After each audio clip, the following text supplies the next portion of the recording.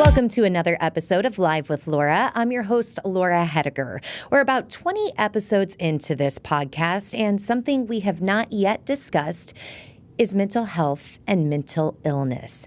It is something that so many people deal with, and it impacts everything: how we think, how we behave, how we relate to others.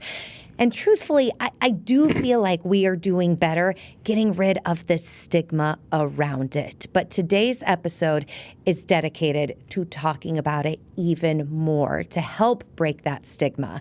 And I am thrilled to be joined with two ladies who are very familiar with NAMI St. Louis. If you're not familiar with it, it is the National Alliance of Mental Illness. And today I am joined by Jenna Arevalo, the Director of Development, and also Robin Silberman, a volunteer with NAMI. Ladies, it's good to see you. Yes, thank you so much for having us on. Yes, thank you. So first off, before we do a deep dive into NAMI, I need to thank you, Robin, because you reached out to me. It's probably been a month, and you said, I really think you should talk about mental health and mental illness on the podcast, and specifically bring NAMI into this.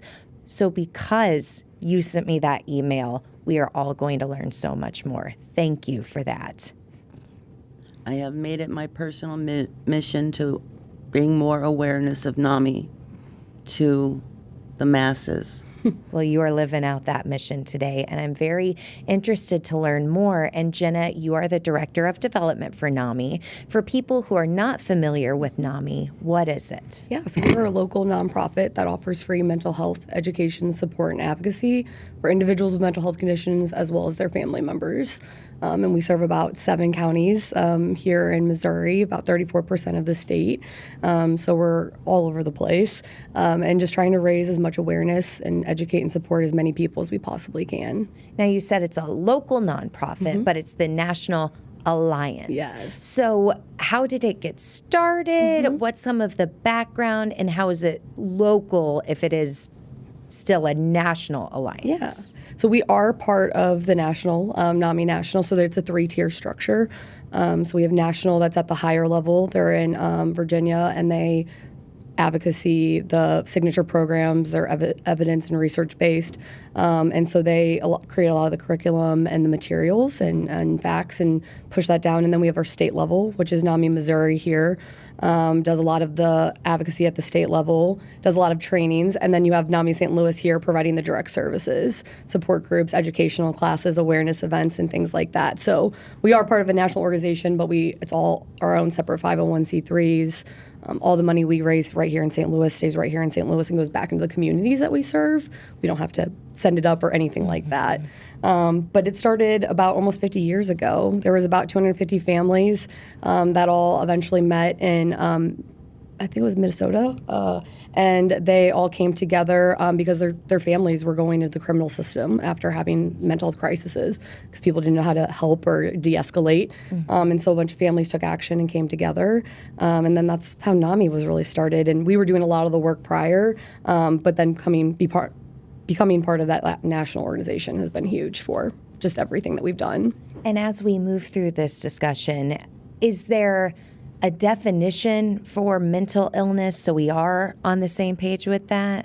Anything that can be persistent to like depression, anxiety, but even OCDs, a lot of like neurodivergent, ADHD, autism, a lot of that's coming in and talking more, especially when you're talking about mental health in the workplace, accommodations and things like that. So it can be as severe as schizophrenia.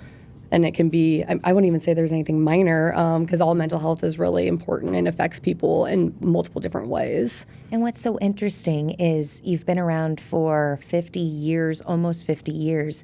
Mental health awareness has come a really long way in the last 5 decades, thank goodness. So I think of those original families who all came together. They were probably dealing with things that even at the time didn't have names.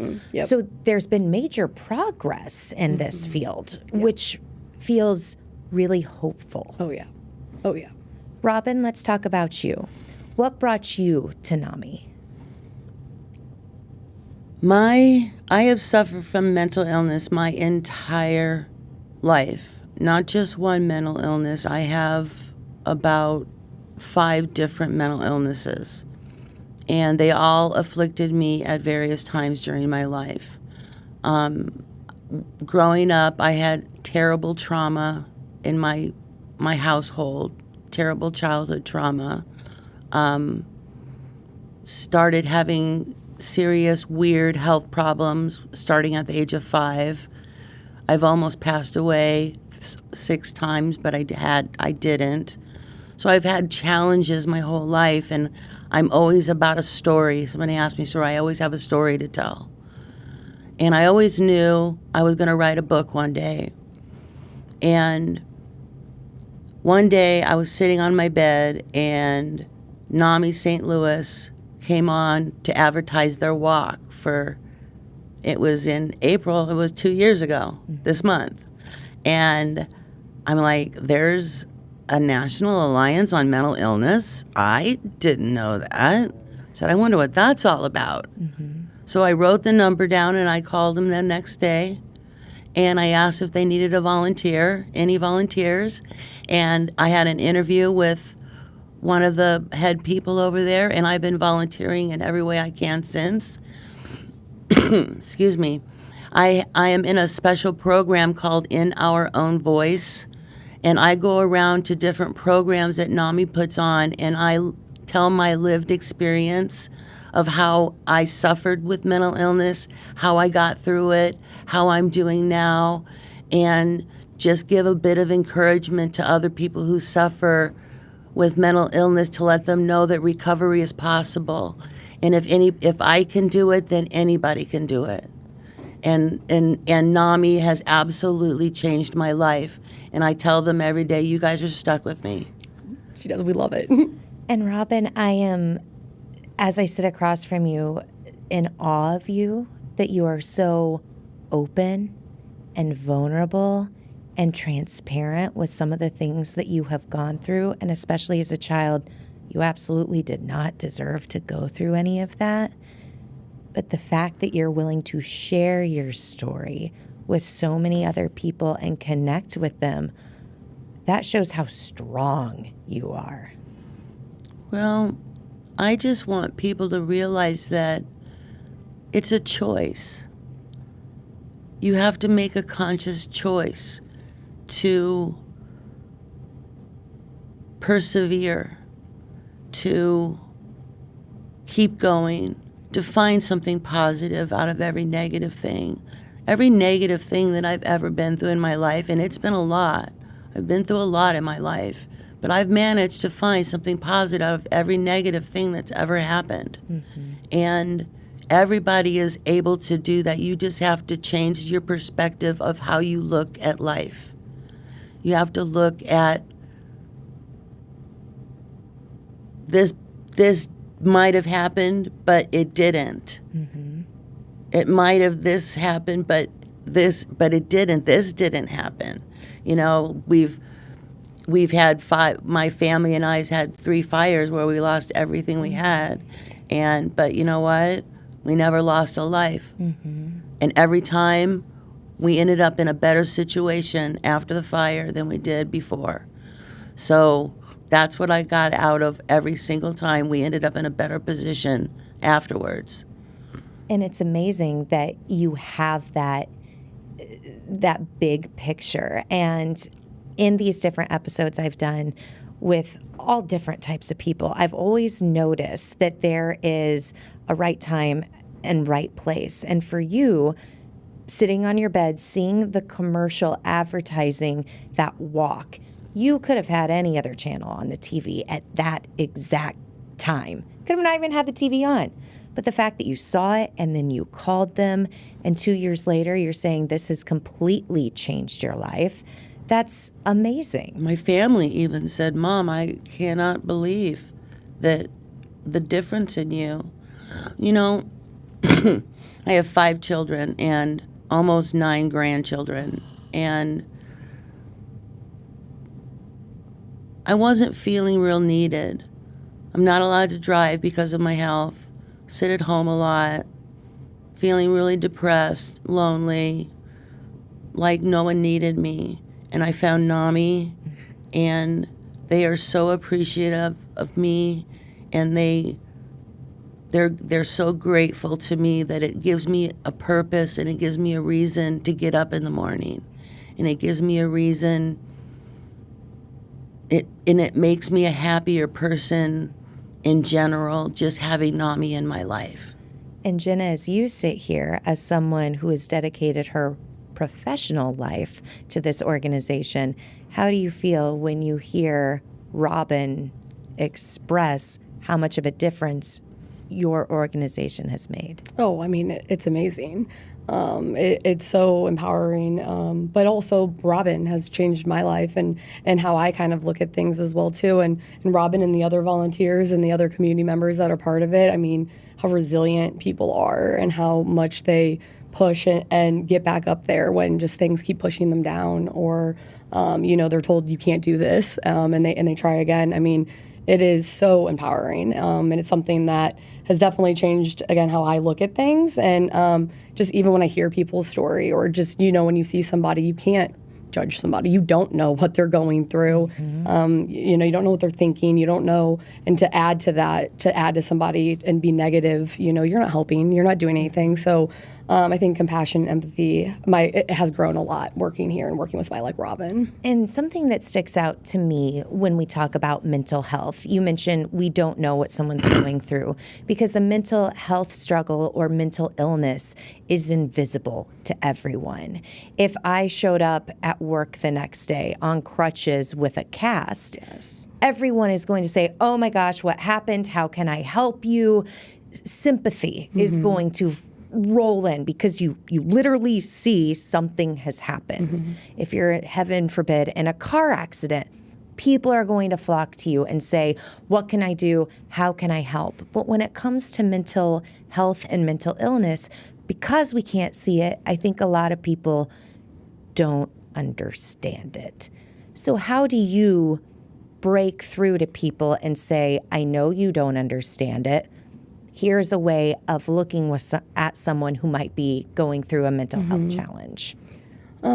There's a couple different ways, but one of my counterpart, Andrew, he loves to say it's not a casserole dish type of illness, whereas like somebody has cancer, the whole neighborhood comes and I'm going to bring dinner on Monday and I'm going to bring dinner on Tuesday. And people are very open about talking about it, but somebody with mental health, they don't talk about it. I met with a local supporter recently, and she said for the first 10 years that her and her husband were married and he was struggling with mental health, she didn't talk to anybody about it. So nobody knows, they don't share. And then they go to the hospital and they don't tell people. They don't want people to know. It's like, I'm just taking time from work, or, I'm just not available, or whatever it might be. And so like trying to empower people to where they can say like, oh, I'm struggling right now, or I need to take some time for my mental health, or I have a family member that I need to tend to. Just those things to break the stigma. The stigma is so high.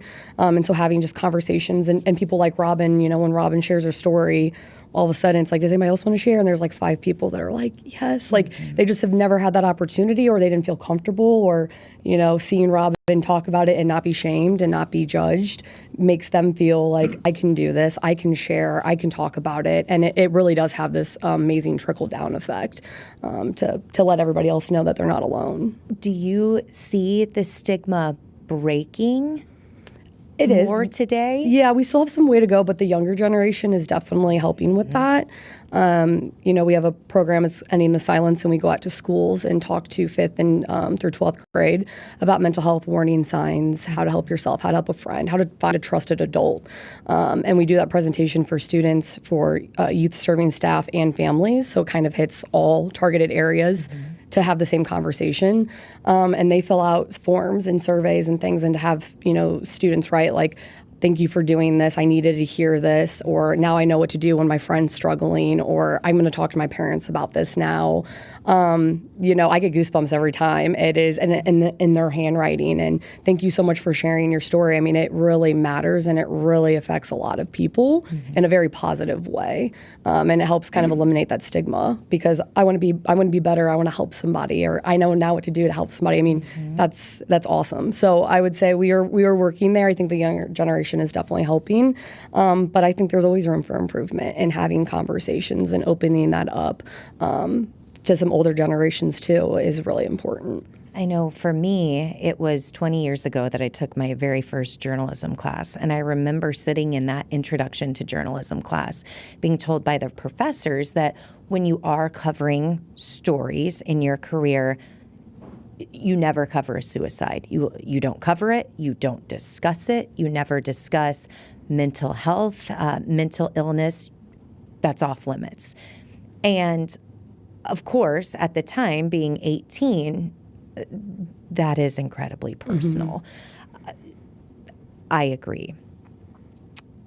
But things have really changed in the media over the last 2 decades, too. And to me, I think that's good. 2 decades ago, we wouldn't be sitting here giving an hour, a very open, vulnerable, honest hour dedicated to this. We would have moved right past it. So I do see there's hope there with the younger generation too. And social media, for better or worse, I do think that helps too. I can't tell you how many posts I come across that say, it's okay to not be okay. And you start reading through those comments and even connecting with strangers that I am not alone in these feelings. That can make me feel better when I'm going through very stressful situations. Yeah, for sure. We are about 15 minutes into this conversation. I think now would be a really good time to hit the pause button. But as we do that, we would really encourage you to share this with your friends, your family members who maybe be battling their own mental health struggles or mental illness. Or if you have been and it's hard for you to have the words, share what Robin is saying, share what Jenna is saying, and maybe that can be a connection point between some of you and your close ones. We're thrilled that you are joining us here on Live with Laura. We'll be right back.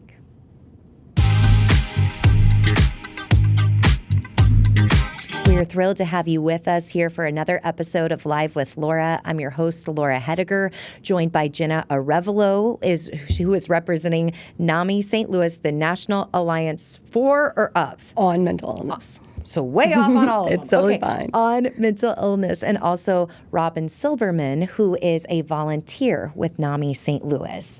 As we get into this next part of our discussion, Jenna, please walk us through some of the programming that NAMI St. Louis offers people. Yeah. So all the program that we do is free. I think that's like the most important thing that we can say. Yes. It is free for anybody who needs it. And it's also peer-led. So it's not clinical. It's other peers that have been through recovery or have had a loved one that they've helped with recovery, and sharing their experience, their knowledge, their just insight with other peers that are in the similar boats to where they were. And so it's amazing. So we do quite a few programs, but we have, I would say our bigger ones is we have a family-to-family class that we do. It's an 8-week educational class that really just deep dives mental health. It's for family members that want to be able to better support their loved one and have education, because when people go to the doctor, they're like, you have bipolar. All right, see you later. And then, the family members are like, what does that mean? What are symptoms? What do I do if there is something? And so I think that is NAMI St. Louis's and NAMI in general is like most our biggest thing that we need to do is we need to educate people on how they can help themselves, and being even a caregiver is really hard as well. So that class is life-changing, a lot of people say, and it's super, super impactful. And then we also do crisis intervention team training for officers and first responders on how to de-escalate the situations and how to get people into treatment or into the right facilities or, just help. And then also helping their family members as well, too. We train about 500 officers a year, so it's amazing. And that program is great. And then we have our Ending the Silence program that we go out and we do for 5th grade through 12th grade. And we also have the same presentation for families and for youth serving staff. But that is another amazing program. Warning signs, how to help yourself, how to help a friend, how to talk to an adult, or how to talk to your child about mental health. And what's really impactful about that is we have a young adult that comes and shares their story for like 10 minutes, just of where they were at, the recovery, what they're doing now. So, some of them didn't think they would ever go to college or they would ever finish college, and they are, and they're doing that now. And so that's like I would say, the most impactful part of that. And we get a lot of really good feedback from the kids.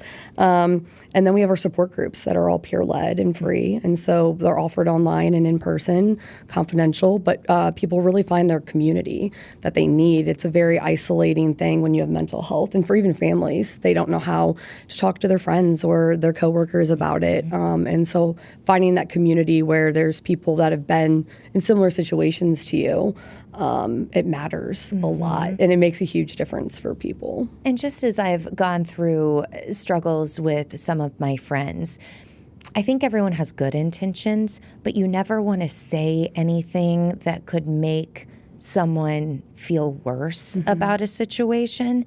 So the fact that you do dedicate so much time with these peer-to-peer groups, just validating and saying, I understand. Yeah. And Robin, you've experienced that. Yeah. I've experienced that, and just knowing that someone validating that your feelings are real and that you're not crazy is so freeing, because you're trapped in your mind and you have no idea when you're mentally ill what it's like living inside your mind. It is horrible. And one thing that I have learned is that I try to be as positive in my mind as I can, and I try to be as positive with everything, because the negativity is always attacking me. You know what I'm saying? It's like I have to have a constant reminder all the time that to myself to stay positive, because the mental illness never goes away. It gets better with medication, but it never goes away all the way. And when I was growing up, I had a really traumatic childhood, and I had parents that fought constantly, and I was bullied in school. And when I moved out of the house and met my husband right away, 2 months after I moved out, I got really sick to my stomach, and I couldn't hold any food down after a while. I started throwing up every time I ate. To make a long story short, after not eating anything for a whole month, going from hospital to hospital and doctor to doctor, and if you didn't have money, this was 1983, if you didn't have money and you didn't have insurance, they told you just to go home. They wouldn't help you. So I couldn't get any help, and I just kept getting worse and worse. Finally, I found a doctor that help me, and he told me that I had PTSD, which had caused a spastic colon, which had caused me an aversion to food, which is anorexia, and I would have died within 2 weeks if I hadn't got to see him. And he gave me some medicine for my stomach, and that was the first time I realized I had mental illness, and it just about killed me. PTSD, post-traumatic stress disorder. It's just like with soldiers. It's just like with soldiers. It comes out after the trauma's over. After the trauma's gone, and you don't have to deal with the trauma. All of a sudden, a couple of months later, all this stuff comes in your mind, and it just messes with you. And I constantly have to be reminding myself to be positive, and not to let those negative thoughts creep into my mind, because it happens. And I don't want to go there. I don't want to be that person anymore. I spent too many years unhappy, and I love myself now. I love myself. As you should. And the fact that, again, you are willing to share these moments of your life with so many people is strength. It is loving yourself so much that you're going to share that love with the world? I don't want anybody to suffer like I did. You know, I don't want anybody to feel for 10 years every day that you wanted to kill yourself. I don't want anybody to ever have that feeling. Because that's what it was for me. For 10 years, that's all I thought about. And the reason was, and it wasn't, oh, I'm just going to kill myself. It was more like, you know, I'm really trying to control my emotions and I can't. And look what it's doing to my kids. Look what it's doing to my marriage. Look what it's doing to my friends. I'm losing jobs because I can't handle my emotions. So you know what? If I just wasn't around anymore, everything would be fine. It would all be better. But that's just a cop-out. I made that conscious choice to change my life. What are some of the things you did to make a change? First of all, I got on the right medications, and I'll never go off of them. That's a big, important part of it. And secondly, I found a hobby. What is it? I do crafting, and I found that I like to travel. I've been on 2 cruises now. Yes. And found out that I like that. And actually, a lot of this revelation came on my first cruise because I don't sleep well at night. And when I was on the cruise, I got a room with a balcony. And I would wake up at 3 o'clock in the morning, and my husband paid for my friend to go with me because my husband doesn't like to travel. Who doesn't like to travel? He's weird. But so my friend went with me, and I would sit out on the balcony at 3 o'clock in the morning and just sit there and think. And I just thought about my life. And I don't know if you've ever been on a cruise. Not like the one you're talking about. And it is, you have so much time. You don't care about the time. You don't care about day. You just are there. And I had so much time to think about my life. And you know what? I came back a different person. I haven't fought with my kids. I haven't fought with my husband. I haven't fought with myself. I haven't fought because I just came to the conclusion that, you know what? I'm 60 years old. It's time for me to be happy. And I made that conscious choice. Life is all choices. I'm learning. It's all choices. These are all choices that anybody can make for themselves, not just me. Okay? But you can't point fingers outside of yourself and say, no, I'm this way because it's your fault. You did this to me. No. It's your choice to be the way you are. And I'm amazed at that because what you experienced in your childhood, you didn't have a choice in that. What the adults around you were saying, how they were acting, what they were doing, you did not choose that and you didn't deserve that.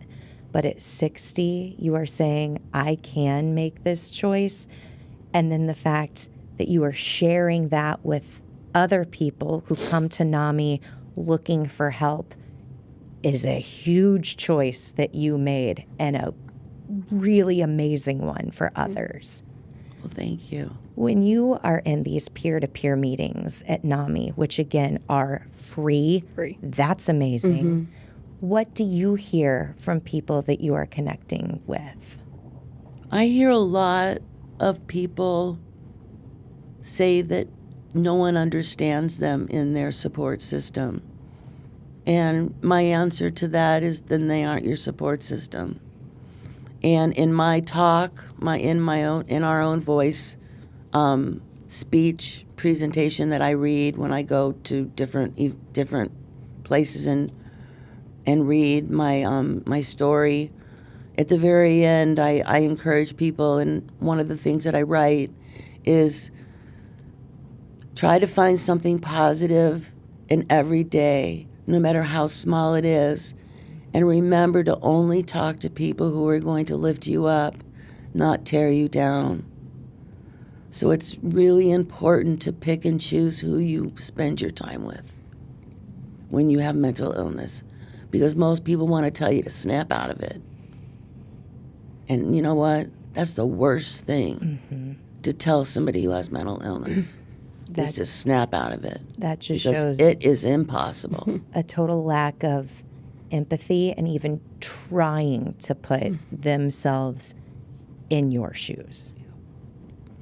So you avoid those people like the plague. Jenna, when you hear Robin talk about that, what is your hope for other people who maybe have been afraid to reach out for help? What do you hope they take away from conversations like this? Don't be afraid. There's a community right here that has open arms, like waiting to accept you, waiting to work with you, waiting to help you grow. And we need more people like Robin and more volunteers and more people that want to share their story and want to help other families. I didn't have an experience like Robin, but I have ADHD, and I did not get diagnosed until college. And my entire childhood was hard. It was very hard. School was hard. I just constantly felt like I'm broken, something's wrong with me. Why? I'm reading the same line 7 times. Like, why am I not getting it?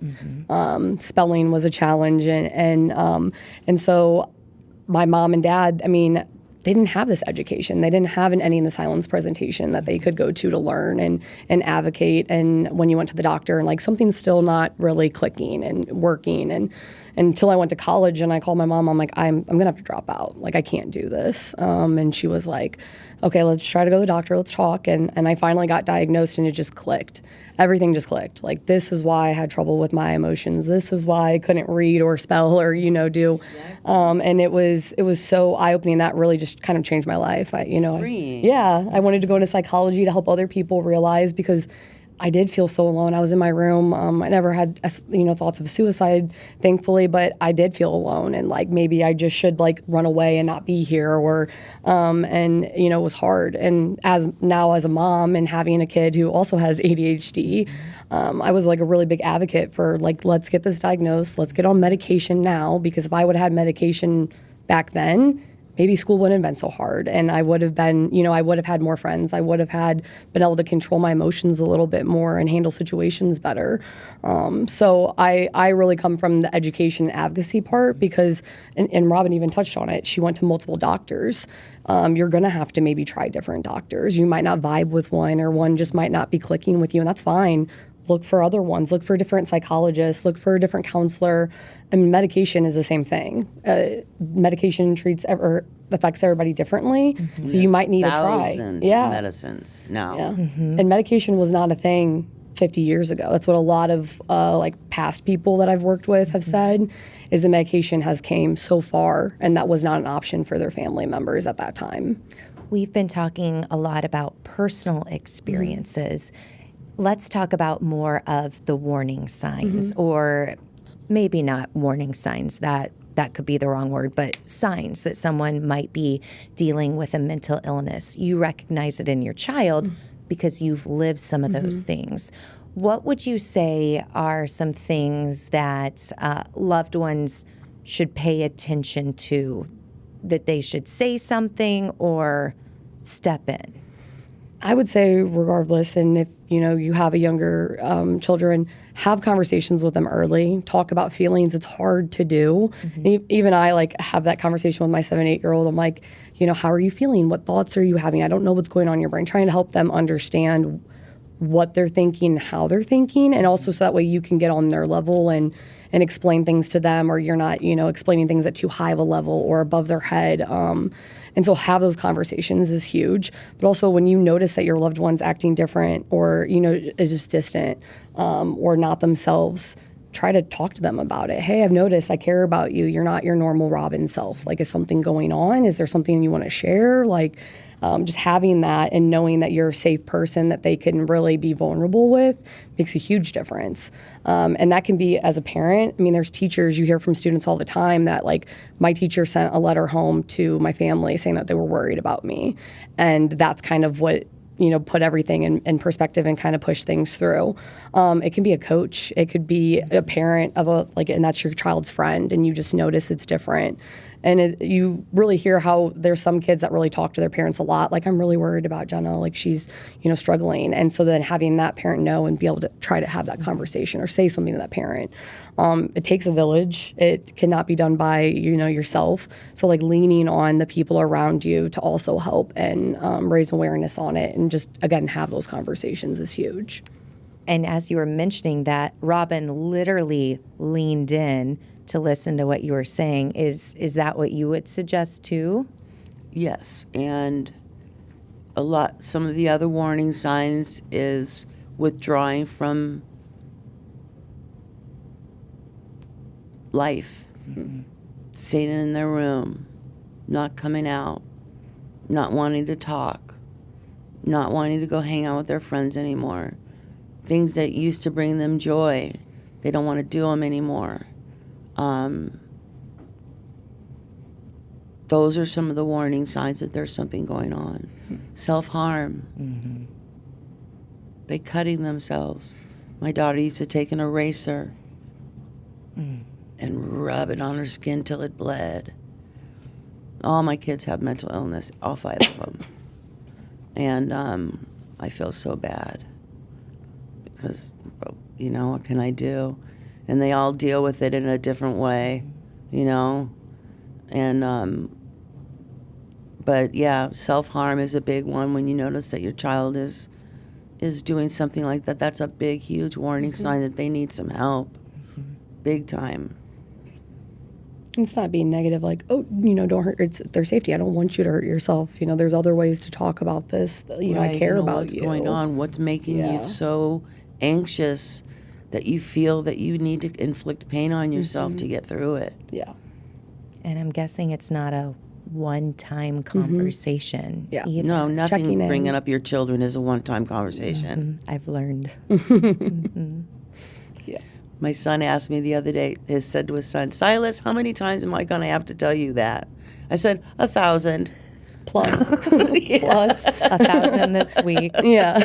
Couple of moms sitting here. We all get it. We are speaking with Robin, a volunteer with NAMI St. Louis, and also Jenna, the director of development, for a very open, real, vulnerable, transparent conversation about mental health and also mental illness. We're going to take a quick break. When we come back, we're going to talk about a really cool event that is happening. It is called NAMI Walks. We're just about a month and a half out from it. It is free, just like everything else you provide to our community, which is amazing. We'll get into those details. You are watching Live with Laura.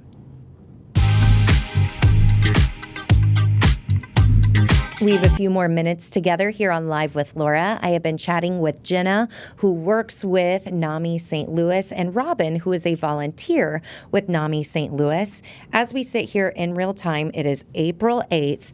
May is Mental Health Awareness Month, and May is when the big NAMI Walk happens. Jenna, please tell us the details about this year's event. Yeah, so this year will be our 24th annual NAMI Walk St. Louis. It is my favorite day of the year, honestly. We had about 1,400 people there last year, and we had a record-breaking year. We raised over $273,000. For our programs and services and things that we do. So it was a great year, and we're just hoping to build on that momentum again this year. It's already kind of on that trajectory, so we're just inviting anyone and everyone to come out and be part of the walk, whether as a volunteer or as a participant. You can create a team and bring loved ones. It's an amazing day. Yeah, $250,000 you raised from a walk. Yes. Because as we've been talking through this whole discussion, your services are free.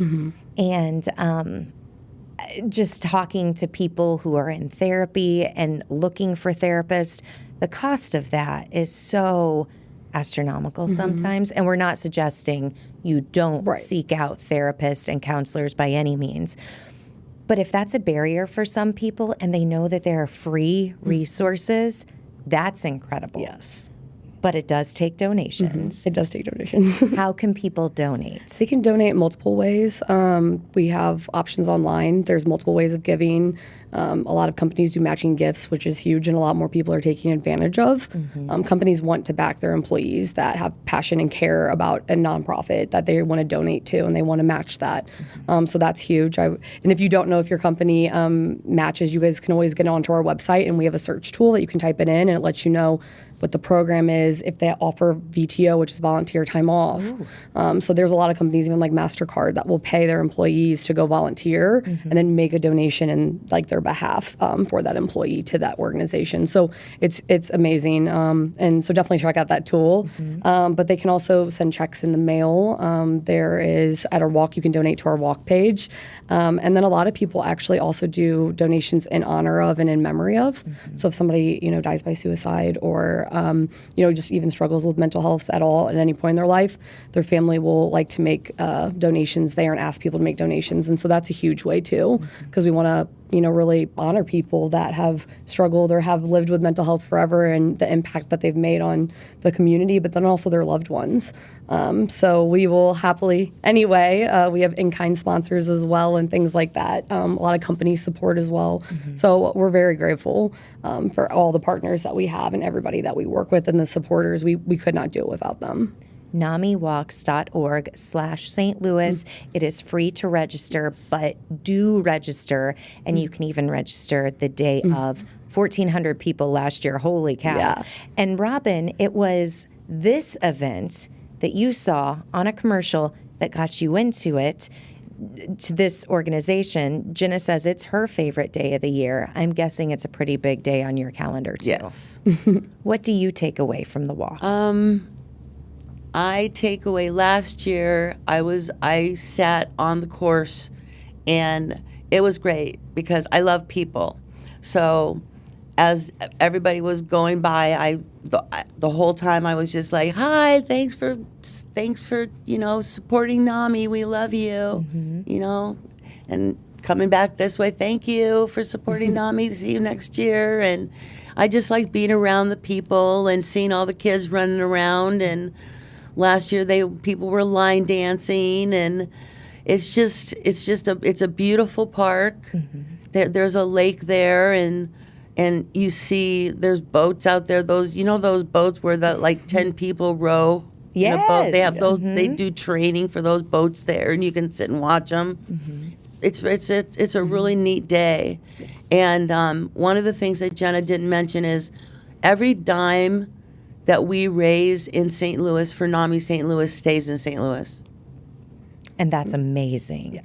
Of course, all organizations have a wonderful mission, and whether they're here in the United States or abroad, but it is very nice to know that your St. Louis hard-earned money is going back to help St. Louis residents. Your friends and neighbors. Yeah, and St. Louis is a very giving community and city. Very people. The amount of nonprofits. Like I was even listening to the Crisis Nursery about how many organizations and nonprofits are here in St. Louis, and it's amazing. But these companies are really trying to give back and do their part too, and be there for their employees, and it matters. It makes a huge difference. And that's another thing at our walk is we have about over 55 sponsors and community partners confirmed this year. And this is a day for anybody to come out and grab any free resources. People have information, they have promotional things, just to get educated about what's out there. And it's even if you might not struggle, you might know somebody. And so bringing them or coming and getting those resources to take back to them, that's also huge too, to have the mental health community all at one spot. And that's what I kept thinking, talking about companies. Maybe you work for a small business that doesn't have the same matching program. I would assume if you go to your boss or your manager and say, this is coming up, I am going to make a donation. Would you like to match it? Mental health impacts everyone in some way, shape, or form. And this is a mission that is incredibly personal to people. And starting that conversation, I think, could build a beautiful relationship within a smaller business. Yeah. Smaller business, even like, because everything we do is free, we look for free rooms that we can use for our programs and services. So you might not have the money or, the material to be able to donate, and that's really fine, but you might have an extra space that is open after hours that could hold a support group of, 15 people. And so that is extremely helpful. So if any, local businesses or anything around the St. Louis region has something, we would love for them to reach out, because right there, you're a community partner. You're helping us have the space to hold this amazing program and connect with people. And that means a lot. Right. Are there any trends that you are seeing right now in the St. Louis area when it comes to mental health, an uptick in anything? I would say a lot more companies right now are wanting to educate and support their employees. I think COVID really spotlighted that for a lot, and accommodations needed to be made and things. And so a lot more wanting, we do a free mental health in the workplace presentation, a free mental health 101, and they're just wanting people to know, what is out there, and that there are free resources. And a lot, like most companies have an EAP, and some people don't even really understand that. And so this kind of is a good step to working with us to get that peer support, get some resources, and then kind of go into some of the clinical or, insurance related things that the options they have. So I would say that the companies have really been doing a lot in St. Louis, I would say. Let's talk about people who might eventually suffer a mental health crisis. I'm the type of person who likes to think about something happening before it happens, because my husband always says, you wouldn't be good in a crisis. You would just freak out. He's right. So I always like to think what I would do if I were in a situation. Mm-hmm. So being on the front end of something, if someone finds themselves in a mental health crisis situation, what is the first thing that they should do? I would say, and really if you're the family member, I would say call 911 mm-hmm. and ask for a CIT trained officer. One more time, what kind of officer? A CIT, a Crisis Intervention Team Training Officer. Okay. That's somebody who's been through the training, who will come out to the site instead of just, maybe escalating the situation or taking them to jail or something. It's somebody who's trained and knows and can respond to the crisis at hand mm-hmm. and help de-escalate if they can, or take that person to an actual resource where they can get treated and get help. So that's always a great option. I would say if it's really before an emergency or before a crisis, 988 is an amazing resource, 988 Lifeline. And when you answer the phone, it says this is a suicide hotline. It also is, but it's a crisis line. And you can call and they'll connect you with resources. They do follow-ups. And, there's a lot of people that answer the phone for 988. And so you might talk to somebody who maybe isn't the best fit or you just didn't get a lot from. We really recommend calling back. There's other options too. There's Compass Health, there's Provident, and we have a lot of these numbers and things on our website as well too, so always feel free to check that out. But 988 is an amazing resource that we really need to keep around and have and share out to everybody. Robin, as you look at the future, what is your hope for people who find themselves at NAMI in a peer-to-peer group? What do you hope they get out of it? Peace. Because mental illness causes chaos that no one can see and scrambles your brain. And that's one thing that I have now that I never had before in my life, was peace in my mind. And I wish for the people to realize that it's okay. You're not alone. There's a lot of people just like you. I'm just like you. I'm nothing special. I'm just a person with mental illness just trying to get by like everybody else. And the only difference is the way I look at things. And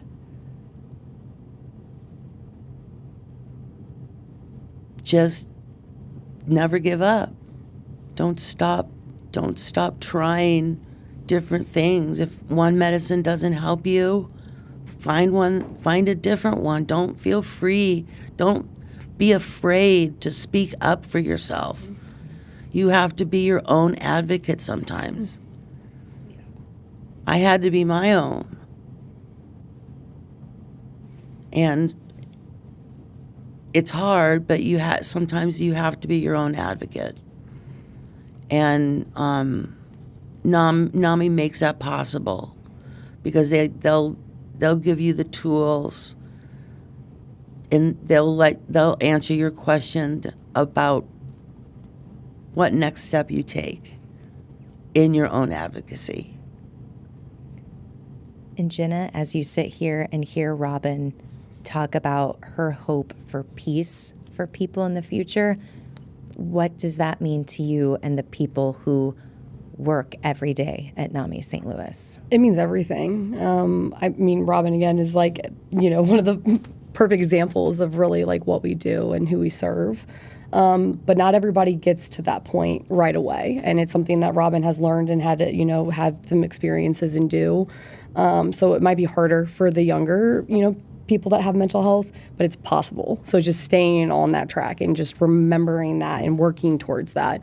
You have to be really self-aware and know like what triggers are, and when you are at that point where I need to exit the situation before I, my emotions just kind of elevate, and or I need to get out of this conversation because it's just bringing back some negative thoughts and feelings. And there's a couple people, that come in the office and stop by and, how's your day? Are you going here? I don't want to talk about it. I'm like, okay. And you just have to move on when you're working too with people with mental health. You might ask a question that you think is just a normal question, but you don't know what also is going on in their head that day. And every day is different. It's not, you go to bed really happy. You're not always going to wake up really happy. You never really know how it is. So every day there's a persistent battle that people with mental health are struggling with, and they have to try to deal with it and live with it, and then become better versions of themselves, and like Robin, help other people that are also in that same boat. Lean on people that are around you because you cannot do it alone, and you don't have to do it alone. And I think that's key. You don't have to. Beautiful words of wisdom from both of you ladies. Thank you for giving us so much of your time. Robin, thank you for being so open and showing your strength. And thank you for reaching out to me and saying, absolutely, we need to spotlight NAMI. And just like Robin did, Friends at Home, if there is an organization that's made a huge difference in your life that you think we should be talking about more, please let me know. That is the exact reason Robin and Jenna are here, because I had not heard of NAMI, which makes me feel so silly because we're basically neighbors. You're like right over there. How did I miss you for so long? Almost 50 years in. Here's to the next 50 years of you guys making a huge difference. Thank you so much for having us on. We really appreciate you, Laura. It's been a treat. This has been an honor. An honor for me to talk about this. Again, the media has a ways to go, but we're making steps each day in this conversation. That's all that matters. Yes. Baby steps. We're all trying. So Friends at Home, until next time, thank you for listening, thank you for learning, and thank you for being live with Laura.